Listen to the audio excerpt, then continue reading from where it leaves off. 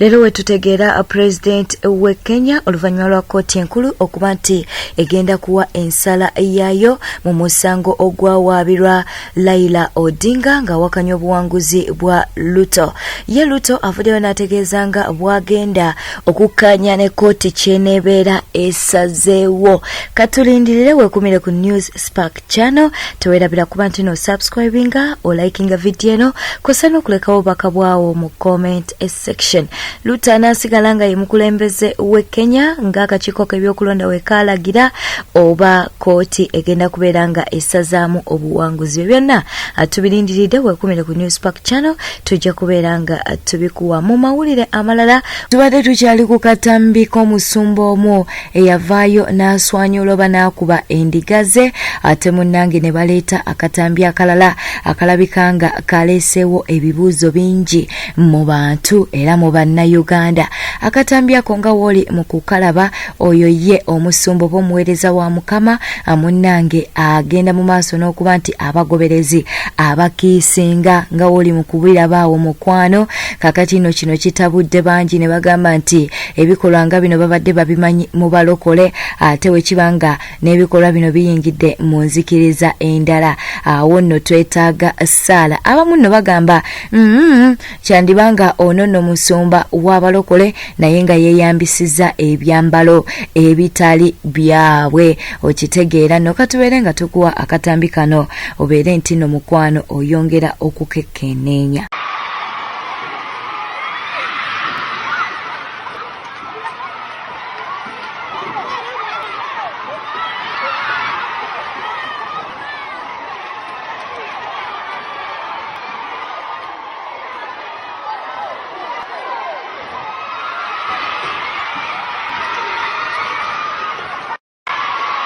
Eyo wetuvayo katugendeko ew'omuwala oba omukyalo ono eyakakana ku mwana we gwe yeezaalira. Tubadde tumanyi nti aba step mother be bakakana ku baana b'abannaabwe ne babeera nga babagunda bwe batyo, naye ono omwana ye yamwezaalira ne yeetika olubuto emyezi 9 ate munange n'atandika okumukakanako n'abeera nga amutulugunya. Bwe yakwatiddwa munange bino bye yagambye. Oga omwana wamukubidde ki? Wamukubidde ki? Dora, omwana wamukubidde ki? Busungu.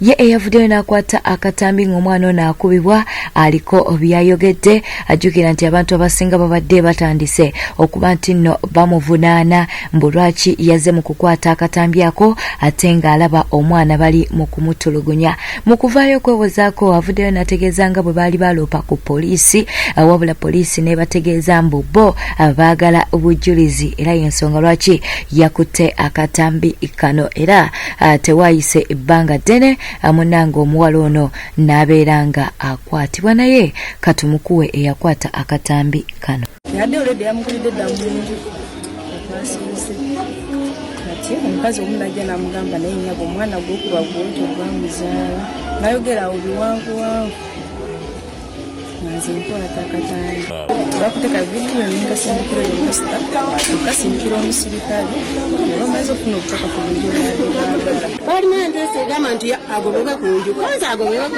nju era omwana aba tataasiddwa naye kati nga bwe tukifunye kati obujulizi bwazze tukebera ku mwana ng'omwana talina binoobule kati ngaga nti bano bampala nabuwalanya olw'obwandiki ndya bulungi nalaba abaliraano ne bagati bane kyemma mukola baba walina simu ya simaati amukwateka vidiyo yagaana omugamba ekitegeeza bonna babadde bassa kimu olw'okuba omwana si wa musajja. Dr. Kizza Besigye avuddeyo n'ayatulira President Yoweri Kaguta Museveni.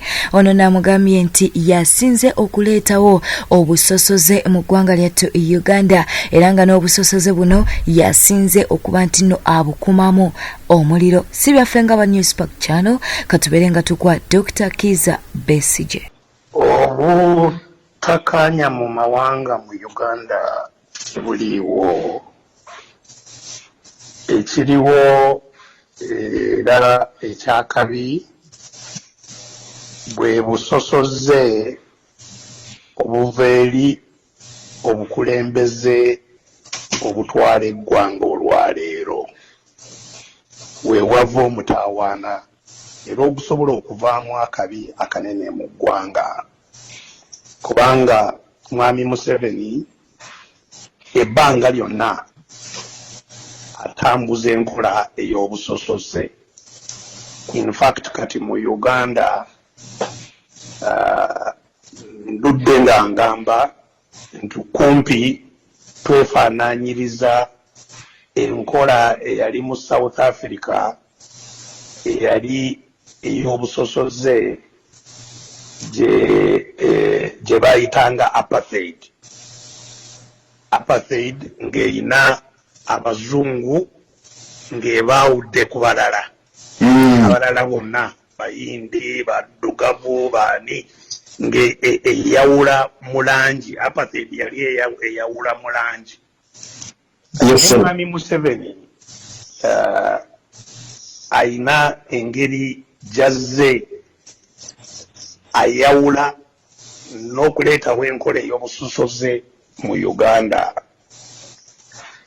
N'akulaakulanya abantu abamu nga beeyambisa eby'abalala bonna. So nagamba dda nti Uganda kati tuli mu Uganda bbiri. Waliwo Uganda eyabatawulira na kizibu kyonna nti mu nsi mulimu ekizibu, abatamanyi nti waliwo obwavu, abatamanyi nti amalwaliro tegakola, waliwo Uganda eyabo abamativu buli kimu. Ate waliwo Uganda ey'abasula njala, abatalina we basula, abaana baabwe batadde ku masomero, kwegamba abali obubi, abatalina bujjanjabi, abafiira mu mayumba. Waliwo Uganda yaabo. Kati Uganda zino zombi teziwuliziganya. Uganda eno mwami Museveni gye yateekawo ey'abali obulungi, olaba atambuza n'abantu n'abajja mu bitundu ebirala nti bagende balambule abantu be nga bwe bakulaakulanye.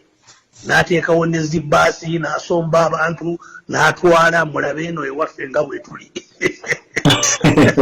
Nga mulimu gwa pulezidenti kukulaakulanya ggwanga, si kukulaakulanya ejava.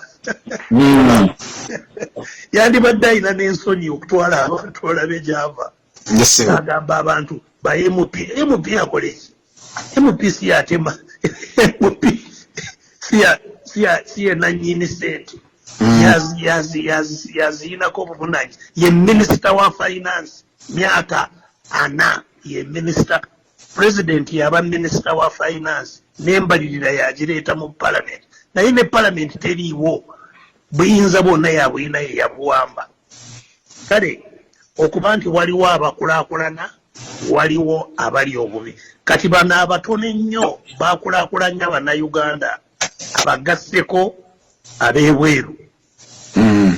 Kati ka gurupu ako akatono n'ab'ebweru be batambuza eby'obugagga bw'eggwanga, balala bonna nga bali bubi. So abali obubi definitely balina okuba banyiivu. Ekyo tosobola kukyewala. Ali obubi, asuza enjala, akulaba gw'osuula n'okusuula eri emmere n'omuyita ajja eri ku ttaka. So ebyo obukyayi obuli mu ggwanga mwami Museveni yabusize, yabutambuza, yakola buli kimu kyonna ekyawudde mu bantu. Bwette bitambudde badde mulabi mulungi bwebale kwekumira ku Newspark channel. Katukujukiza okuba nti no subscribinga ku YouTube channel yaffe, likinga video eno, atoleka obubaka bwawo mu comment section.